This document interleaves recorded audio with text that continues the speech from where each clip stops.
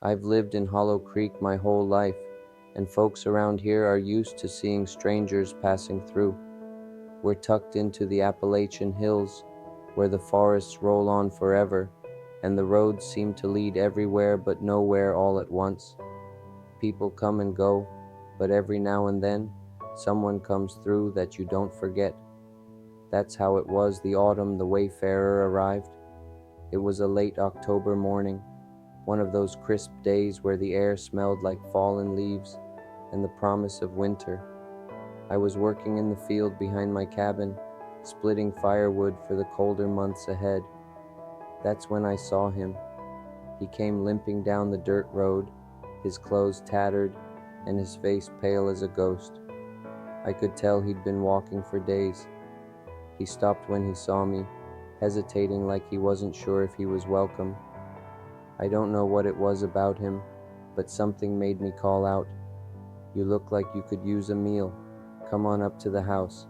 He nodded, slow and cautious, and made his way over. Up close I could see he was younger than I'd thought, maybe mid-30s, with dark hair that hung in greasy strands around his face.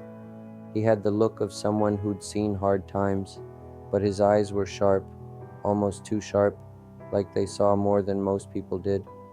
Inside, my wife Ellie was baking bread. The smell filled the house, warm and comforting. Ellie's a kind woman, but practical.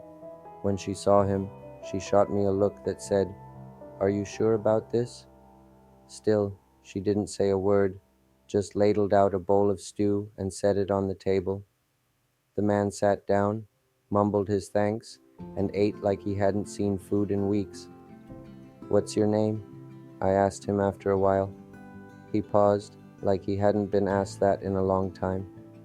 "Jacob," he said finally. "Where you headed, Jacob?" Ellie asked, her tone polite but wary. "Nowhere in particular," he replied. "Just trying to get by." After he'd eaten, I offered him a place to stay for the night. We had an old shed out back, and I figured he could sleep there. Ellie wasn't thrilled about it, but she didn't argue. That's the thing about her. She trusts my gut, even when she doesn't agree with it. Over the next few days, Jacob stuck around. He didn't say much, but he wasn't idle. He fixed the fence that had been leaning for years, patched the roof on the chicken coop, and even helped Ellie stack the firewood I'd split. He had a way with his hands, quick and precise, like he'd been working with tools all his life. The more I watched him, the more I felt there was something different about him. Not just his skills, but the way he carried himself. It was like he belonged everywhere and nowhere at the same time. One evening, we were sitting on the porch, watching the sun dip behind the hills. Jacob was whittling a piece of wood into the shape of a bird. He didn't use a pattern or anything. His hands just seemed to know what to do. I couldn't help but ask, "Where'd you learn to do all this?" He smiled faintly. "Here and there. Life has a way of teaching you things." "You've been traveling long?" "Long enough," he said, and that was all he offered. The first sign that something wasn't quite normal about Jacob came on a Sunday. Ellie and I had gone to church, and when we came back, we found Jacob in the garden. Now, our garden had been struggling for years. The soil's rocky around here, and no matter how much compost we added, the plants never seemed to thrive. But that day, it was like the garden had come to life. The tomato vines were heavy with fruit, the squash plants had doubled in size, and the herbs were greener than I'd ever seen. "What did you do?" I asked Jacob, half joking. He shrugged, "Just gave it a little attention." Ellie looked at me, her eyebrows raised, but we didn't press him. Still, it stuck in my mind. A few weeks later, the first frost came early. It caught everyone off guard. Most folks hadn't brought in their harvest yet, and the cold ruined a lot of crops, but not ours. Somehow, our garden survived untouched.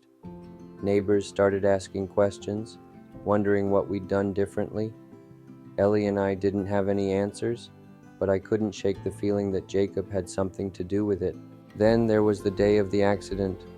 My neighbor, Tom Jenkins, was out chopping wood when his axe slipped and cut deep into his leg. By the time I got there, he was pale and shaking, the ground around him soaked with blood. Jacob was with me, and before I could even think, he knelt beside Tom and pressed his hands to the wound. "We need to get him to Doc Harris," I said, panicking. "Hold on," Jacob said calmly. I don't know what he did, but after a moment, the bleeding slowed. By the time we got Tom to the doctor, the wound looked days old, like it had already started to heal. Doc Harris couldn't explain it, and neither could Tom. But I saw the look in Jacob's eyes that day, and I knew he'd done something beyond what any normal man could do. Not long after that, Jacob told us he had to move on. "My time here's done," he said one evening after dinner. Ellie tried to convince him to stay. I think she'd warmed up to him by then, but he just shook his head. "You've given me more than enough. It's time I keep going." The morning he left, he handed me the wooden bird he'd carved. "For your trouble," he said.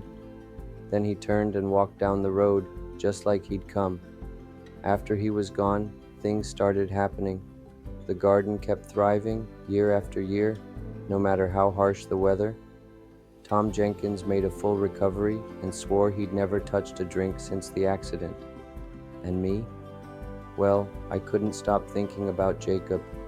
I don't know who or what he really was, but I know he wasn't just an ordinary man.